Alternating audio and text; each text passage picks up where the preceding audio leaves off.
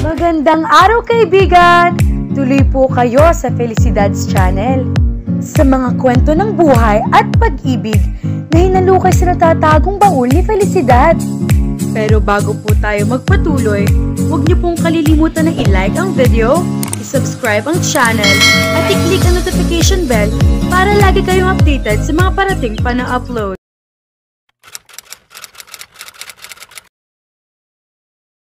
Tama na yan, Tol.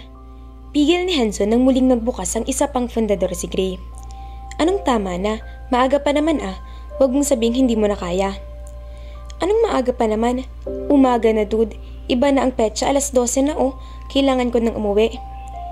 Kaya mo akong iwang mag-isa rito, bro? Lakas, tama ka nga ata talaga kay Paula, Tol. Pero kalimutan mo na siya kung sabi mo nga mukhang boyfriend na niya yung kaibigan niyang si Ellie. Mas deserve niya siguro ang lalaking yon. Trantado ka kasi, dude. Pinagseselos lang ako nun. Mahal pa rin ako ni Paula. Hindi yun basta-basta mabubura. Aniyang hindi sigurado kung si Hanzo o ang sarili niya ang kinukumbinse. Pero posible nga ba yun na dahil sa dusang idinulot ng pag-ibig ni Paula sa kanya ay naglaho na iyon? Yun naman pala eh. Hindi mo naman pala kailangan magkalangango eh. Bukas sa bukas din ay suyuin mo siya. Kung kinakailangan daanan mo sa santong paspasan gawin mo. Magaling ka naman dun, di ba? Ulol. Wala rin itong nagawa kundi tulungan siyang ubusin ng alak. Ang resulta, mag-aalas 12 ng madaling araw nang matapos sila. At dahil parehong lasing, doon na sila nakatulog sa sala ng kanyang townhouse. Pasado alas 10 ng umaga nang magising siya. Sabado kaya wala silang pasok. May hangover siya at hirap na hirap bumangon pero nakaalis na si Hanzon. Greco, hindi ka ba uuwi para sa birthday ko bukas? Oh, napabugas siya ng hangin. Tita Tina, pasensya na. Nakalimutan ko na tuloy ang birthday mo. Sige, uuwi ako ngayon din dyan. Total, Sabado naman ngayon. Habang nagsashower siya ay nabuo ang plano sa isip niya. An hour later ay nagmamaneho na siya patungo sa bahay nila Paula. Nagulat siya ng pagliko niya sa kanto ay naroon ito parang nag-aabang ng tricycle. Hi Paula, saan ka pupunta? Pake mo. Nakairap na sabi nito. Huwag ka na magtry dahil hindi bagay, mukha kang santa. Umingos ito. Akmang paparahin nito ang paparating na tricycle pero pinigilan niya ito sa kamay. Paula, ihahatid na kita sa pupuntahan mo. Talaga lang ha? Kung sabihin kong sa Alfonso Cavite ako pupunta, ihahatid mo ako? Perfect, papunta rin ako sa Cavite. Pagkasabi niya, hinawakan niya ito sa sikot, iginaya papasok sa kotse. Ano ba? Sikmat nito sa kanya pero hindi na nakaangal nang makaupo sa passenger seat. Nagmamadaling sumakay na siya sa driver seat at pinaandar ang kotse. Hindi ka rin makulit no? Nakasimangot pa rin na sabi nito. Sinasabi ko na sa iyo na huwag ka nang magpakita sa akin, di ba? Saglit na nilingon niya ito, saka muling itinutok ang tingin sa kalsada. Gusto ko lang bumawi sa aberyang idinulot ko sa iyo. Kung hindi kita inimbita sa kasal na iyon, hindi ka sana napahamak. Ngumuso lang ito. Napangiti siya. This was gonna be one sweet ride. Long but sweet. Brad, naglalagalag ka pa? Hindi ka pa napagod sa magdamag operasyon natin? Bakit? Nagsalubong ang mga kilay nito. Teka, bakit yun ang itsura mo? Para kang namatayan ah. Mas diskeras ka pa ngayon kisa nung namatayan ka ng bride sa simbahan ah. Sabayan mo ko, Tol. Toma tayo bago matulog. Brad naman, pagod ako at kailangan mo na rin magpahinga. Umiling siya. Kailangan ko lang na makakausap, Tol. Sige na, tig-isa lang tayo ng Red Horse. Grande? Sa huli, inapapayag din niya ito. Sa balkonahe ng apartment nito sila nag-inuman. Dapat ay masaya ka dahil mahuhuli mo nang pumatay sa papa mo, Tol. Huwag kang depressed at hindi bagay sa'yo. Galing ako kina Paula. Ang nanay niyang humarap sa akin. Tigilan ko na raw si Paula dahil pupunta na siya sa Amerika sa sandaling mapatunayan na wala siyang kasalanan sa pagkamatay ni Keisha Zen. Ha? Talaga? Kukunin daw siya ng tiyahin niya roon. Patay. Di iiwan ka niya. Ibig bang sabihin yan hindi na kayo nagkausap ni Paula? Hindi Hindi ko rin nakuha ang bagong number niya kaya hindi ko siya makausap. Akala ko'y ayos ang lahat sa pag-ita namin. Baka lang kako pagbalik niya dito sa Maynila ngayon ay sa kanya nalaman na kukunin pala siya ng tiyahin niya sa Amerika. Pero siguro naman ay papaalam din niya yun sa'yo, Brad. Magsyota naman kayo, di ba? Sana nga. Susubukan ko pa rin siyang tawagan bukas. Bago ako pumunta sa Malaysia ay magkausap man lang sana kami. Alas 11 na ng gabi nang makauwi siya. Kinaumagahan, ginawa niya ng paraan na makuha ang number ng dalaga sa sari-sari store na may ilod at autoload station malapit sa mga ito. Tinatawagan niya ang numero ngunit naka-off iyon. Mabigat ang loob niya na pumasok sa trabaho. 3 araw ang lumipas. Tuluyan nang hindi nagpakita si Gray kay Paula. Nasasaktan siya dahil ibig sabihin lang talaga niyon na hindi totoong lahat ng mga sinabi nito sa kanya noon. Hindi talaga siya mahal nito. Niloko lang siya nito.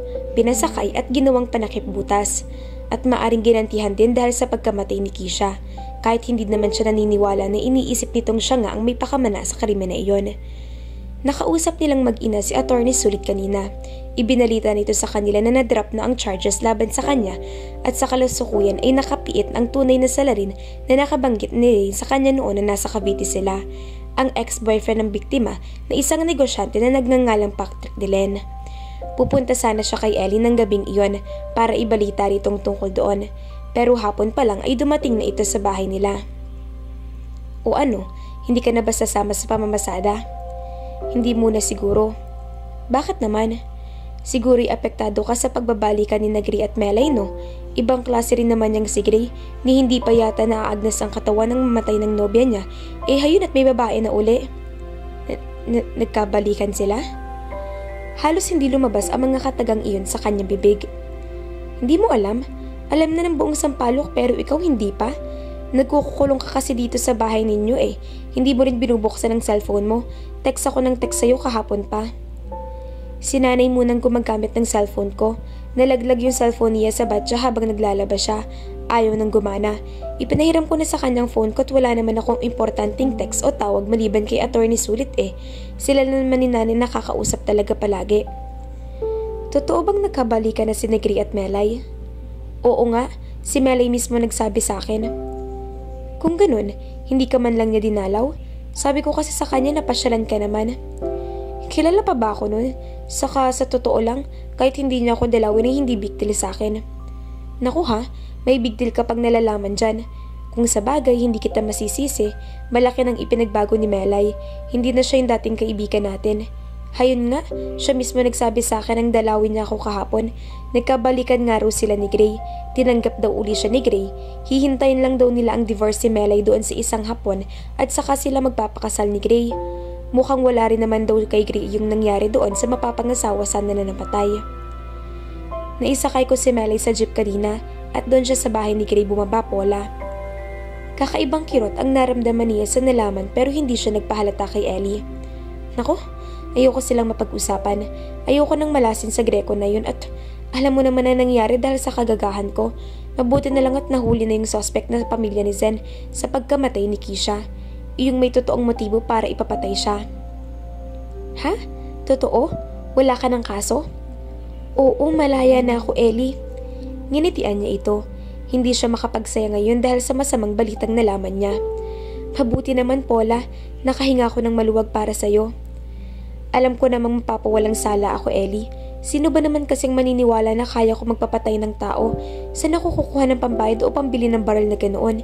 Sinabi na ni attorney noon pa na malakas ang laban namin. Kailangan ko lang patunayan ang alibay ko na hindi talaga sa akin yung regalo. Tetestiko ka naman para sa akin kung sakali, diba? Sinamahan mo ako sa center point sa pagbili ng regalo. Ayon pa kay attorney, ay makakakuha rin daw ng kopya ng CCTV sa LRT.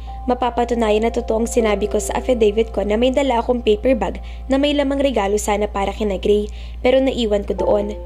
Pumasok ako na may dalang paper bag pero lumabas ng tren at bumaba ng station na wala nang dala. Malaking tulong din iyong CCTV salon ng Tita Keisha. Nakakahiyaman ng kuha ko roon na nagminenok ng regalo na may regalo, pero at least napatunayan ko to doon na totoong salaysay ko na basta ko nalang kinuha yun doon. Talaga? Kung ganun ay mahina pala talaga ang kaso laban sa'yo.